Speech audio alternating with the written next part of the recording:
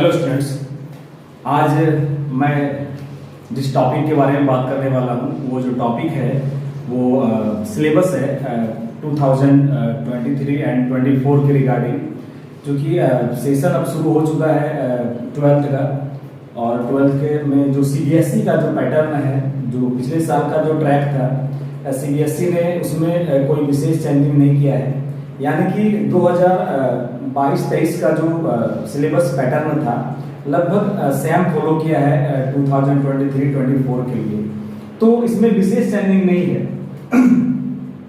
आप screen board पर देख सकते हैं कि क्लास 12 सेशन 2023-24 सब्जेक्ट मैथमेटिक्स, और यहाँ जो टॉपिक्स दिए गए हैं और उनका जो वेटेज है, वेटेज इधर दिया गया है।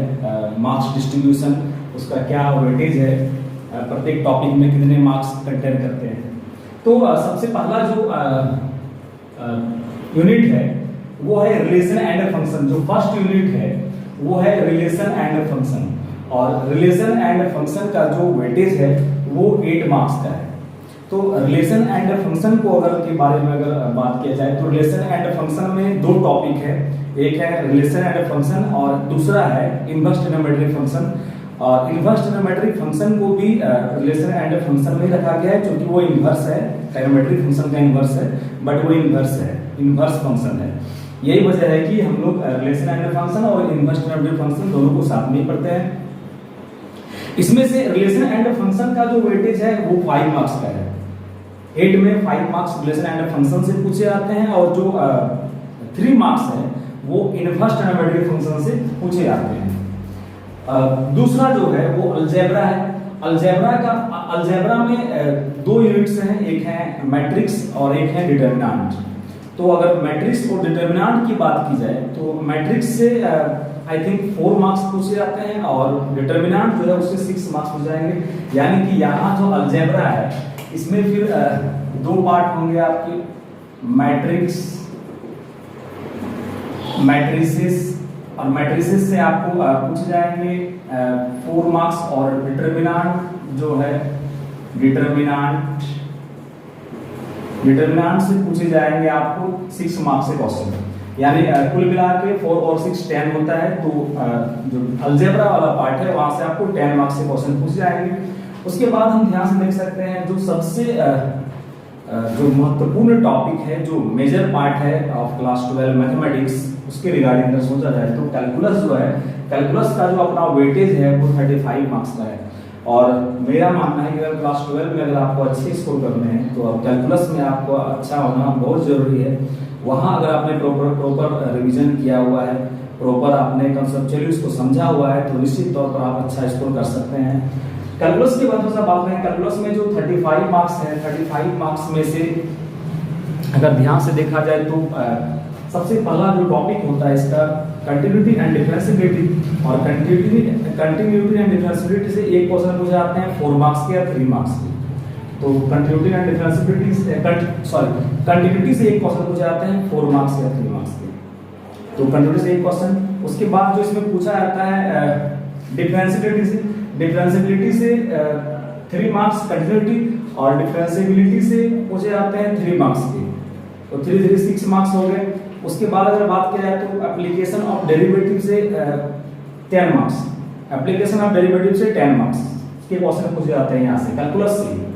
तो कैलकुलस में बहुत सारे पार्ट है, continuity, differentiability, application of derivative, integrals, application of integrals and differential equation.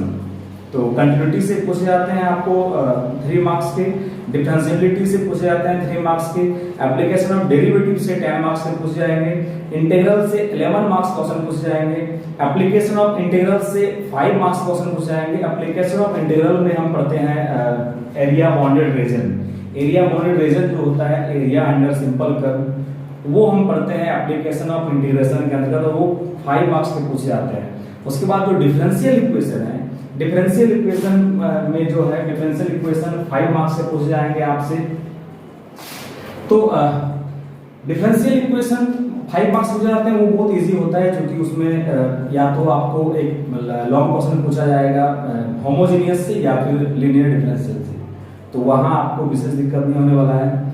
उसके बाद जो नेक्स्ट पार्ट है वो है लीनियर प्रोग्रामिंग में, सॉरी वेक्टर एंड 3D।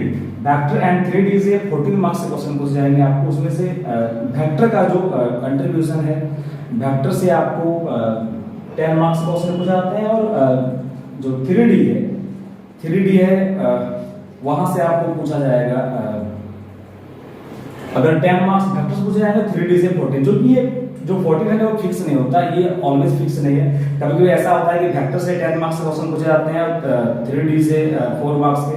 कभी ऐसा भी होता है कि 8 मार्क्स क्वेश्चन वेक्टर से आ गए तो 6 मार्क्स के क्वेश्चन पूछे जाते हैं 3 डायमेंशनल ज्योमेट्री से। तो ये always, this is always not fixed, ये फिक्स नहीं है, कभी कभी ऊपर नीचे भी होता है। उसके बाद अगर बात की जाए लीनियर प्रोग्रामिंग की, तो लीनियर प्रोग्रामिंग में एक लॉन्ग क्वेश्चन पूछा जाता है जो कि लगभग फिक्स होता है। 12.1 से एक क्वेश्चन पूछे जाते हैं। मैक्सिमम टाइम्स हमने देखा है कि एक सिंपल ऑप्टिमाइजेशन प्रॉब्लम आपको दिया गया होता है और वहां से आप एक लॉन्ग क्वेश्चन आपको सॉल्व करना होता है, वो 5 मार्क्स में पूछे जाते हैं। और लास्ट में जो लास्ट है वो प्रोबेबिलिटी है। प्रोबेबिलिटी एक बहुत ही इम्पोर्टेंट टॉपिक है क्लास 12 के हिसाब से देखा जाए तो। टॉपिक एक है और इसका वेटेज कम नहीं है, 8 मार्क्स क्वेश्चन पूछे जाते हैं। और अगर प्रोबेबिलिटी की बात की जाए तो मोस्ट प्रोबेबली इससे यहाँ से जो क्वेश्चन पूछे जाते हैं वो कंडीशनल प्रोबेबिलिटी से, conditional probability, independent event, Bayes theorem और बर्नौलीज थ्योरम। तो यहीं से क्वेश्चन पूछे जाते हैं, मैक्सिमम टाइम में यहीं से क्वेश्चन पूछे जाते हैं प्रोबेबिलिटी के। तो यहाँ विशेष दिक्कत नहीं होना चाहिए। प्रोबेबिलिटी में आप 2-3 टॉपिक में मेहनत करते हैं, conditional probability, Bayes theorem, independent event, यहाँ अगर आप मेहनत कर रहे होते हैं तो विशेष आपको दिक्कत नहीं होने वाला है। क्वेश्चन मैक्सिमम वहीं से पूछे जाते हैं। तो इस तरह से जो टोटल जो 80 मार्क्स का जो हम लोग का जो है ट्रैक है, 80 मार्क्स का जो मार्क्स डिस्ट्रीब्यूशन है वो पूरा होता है। बाकी 20 मार्क्स आपको एक्टिविटी के दिए जाते हैं। तो आप एक्टिविटी में एक सेशन में कम से कम 3-4 एक्टिविटी आप जरूर कर लें, ताकि आपको एक्टिविटी के मार्क्स भी आपको इजीली दिए जा सके। और 20 मार्क्स का जो फंडा है, 20 मार्क्स में आपको 80 + 20 मार्क्स का जो फंडा है वो आपको एक पीरियोडिक टेस्ट, 2 पीरियोडिक टेस्ट और 2-3 एक्टिविटी के हिसाब से आपको दिए जाते हैं। तो आप पीरियोडिक टेस्ट में अच्छा परफॉर्म करें, एक्टिविटी आप बनाते रहें, ताकि जो आपको 20 में कम से कम 19 आपको दिए जा सके। तो यहाँ अगर 80 में अगर आप एटलीस्ट 70 कर लेते हैं और यहाँ से अगर 90 कर लेते हैं तो आपके स्कोर लमसम में 90 के आसपास हो जाते हैं। तो निश्चित तौर पर क्लास 12 में आप अच्छा स्कोर मैथमेटिक्स में कर सकते हैं।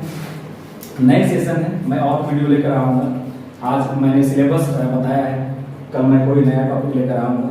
तब तक आप लोग कंसंट्रेट कीजिए अपने सिलेबस में, मैथमेटिक्स में। Thank you, have a nice day.